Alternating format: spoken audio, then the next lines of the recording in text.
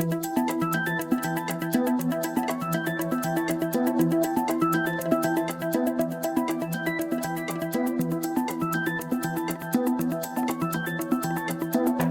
everyone, Scott from musicplayers.com here, speaking with keyboard player and composer and sound designer Michael Whalen.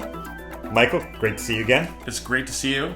Great to see you. A couple of things have happened since the last time we sat down. You know, it was only a year or so ago, just a little before the pandemic, when you released, beautiful album Sacred Spaces, beautiful new age,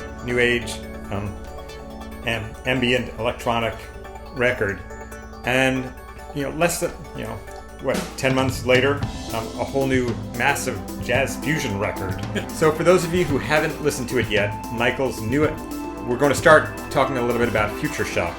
It's a fantastic jazz fusion meets prog meets all sorts of stuff record featuring an amazing band. Simon Phillips on drums, Tony Levin on bass and stick, Bob Magnuson playing various horns. So let's start with, how did you get this super group together? I've always wanted to work with Simon. So Simon's a super professional guy. He had all kinds of great ideas, and it was a pleasure. It was really amazing. Tony, I've worked with a bunch. He's probably played on a dozen things that I've done. He's super wonderful, and it was great that he was home. And then Bob Magnuson is my sort of partner in crime. He's really played on everything that I've done since the mid-90s. He was the lead horn on Good Morning America. He's probably played on 100 things for me. And he's the greatest, so. There's a lot of variety to the material. Yeah. And of course, I was blown away by the title track, Future Shock. It's sort of pop meets rock, electronica meets prog, and it's got some world vibes. So tell me something about the keyboards used on Future Shock. Okay, so here we are. Or the whole record, even. Well, here we are in my room, here in the Bronx, and Sacred Spaces was what I would call sort of a hardware-oriented record. One of the things that I'm crazy about these days is to create sounds, especially with pads, that have a lot of movement to it, whether it's inside the stereo image or whether it's inside the filters or both or whatever. In terms of plugins, my favorite synthesizers right now are the Synclavier Digital plugin, which is fantastic. A lot of people don't know. Back in the day, I was a major Synclavier guy. I had 5 systems at one point. One of the things you'll also notice about the arpeggiation stuff, especially on the song, is it's not all in tempo. There's a lot of stuff where it's push-pulling, where it's not just against a steady click. There's a lot of stuff where it kind of feels like it's a little wonky if you hear it kind of out of context, but when you hear it with a groove on top of it, all of a sudden it becomes these beautiful little color notes that happen at unexpected times. Thinking about some of your lead sounds, and I think you revisited another classic approach from the early years of applying distortion to synthesizers. A lot of it has to do with keeping the synth a synth. You're actually not pretending for it to be a guitar. You still want it to be a synth doing what a synth does. So what I did was I got just a basic patch in Arturia Minimoog, and then I ran it through the amp modeler in Logic, and I got a very cool EQ setting for it, and it brought out all kinds of interesting stuff. Okay, so this is the sound for the lead sound for Future Shock.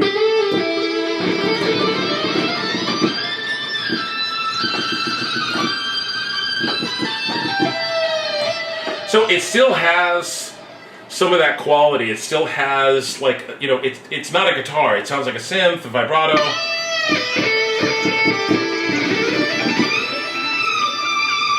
And then you can hear the stereo delay on it. It's a great, really fun sound to do. And if you want to put it together yourself, very simple lead sound. Throw it into a distortion. Amp modeler is better. Start getting something that feels like it still has some of the quality of the synth to it, then you really want to work on EQ. EQ is key. High mids, very important, just so you get a little bit of that bite, not too much highs, because then it gets hard to hear, but just a little bit of that bite to it. It's got some of that presence to it, so it cuts. And then also be careful of things like the lows, like the you know, you don't want to get.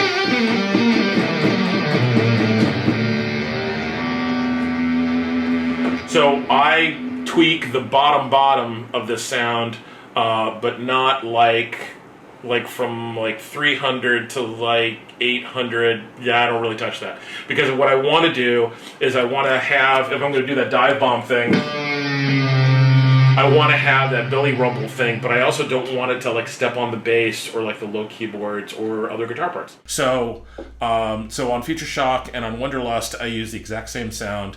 And the other thing that I also like is I like having that stereo sort of bounce delay thing, because it gives it like a nice size without having to put a lot of reverb on it. And I think one of the things that's happened to me, especially since Sacred Spaces, is I'm not pretending to be a pianist anymore. I think I did this album back in 2004 called My Secret Heart. It was very popular. I had a very popular song on it called I've Loved You for 1,000 Lifetimes. It's done on piano. Everyone's like, oh, you're a romantic pianist. I'm like, I'm not really a pianist. And for the last 15 years, I've been kind of like riding this whole like, well, I'm a composer who plays piano. And I'm like, I'm not. I think Sacred Spaces was like my declaration of independence for really being a synthesist, really being a sound designer. I love the piano, but for me, it's literally just another texture in a universe of textures. Definitely revealed a lot of your influences on this record. Oh yeah. You know, again, you've mentioned Polyjam. Well, there's an ELP undertone there. Big time. Yes, I have heard Tarkus. Yes, I have heard it. And here you go. And and I think it's Tarkus meets Weather Report. It's like that whole middle section where everyone's playing in unison. That's right out of the Joe Zawinul playbook. But in Joe's case, he'd probably sit there and harmonize that crazy chromatic line thing. But I like having songs like Polyjam where you're suggesting mixed meters, but it's not. Like if you actually sit and count that song, it's in 4. But the way the phrasing is, it just feels like a little bit like this. And Simon did some great misdirection stuff in the drums. He really did like this cool like the beat tumbling over itself thing, and it was great. And then Tony is just losing his mind on the bass. It's just like.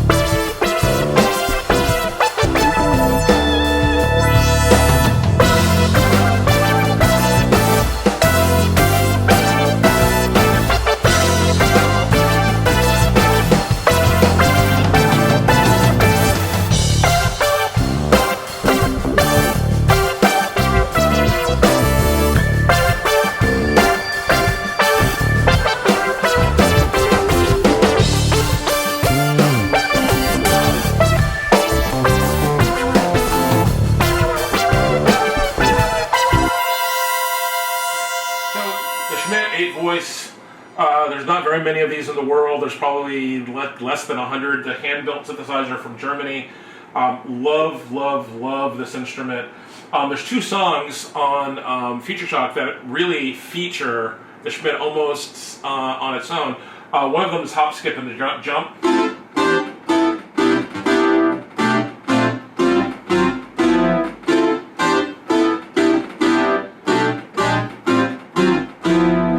Really clean sound, has a, it's not, oh my god, earth-shattering in terms of whatever, but the clarity is great.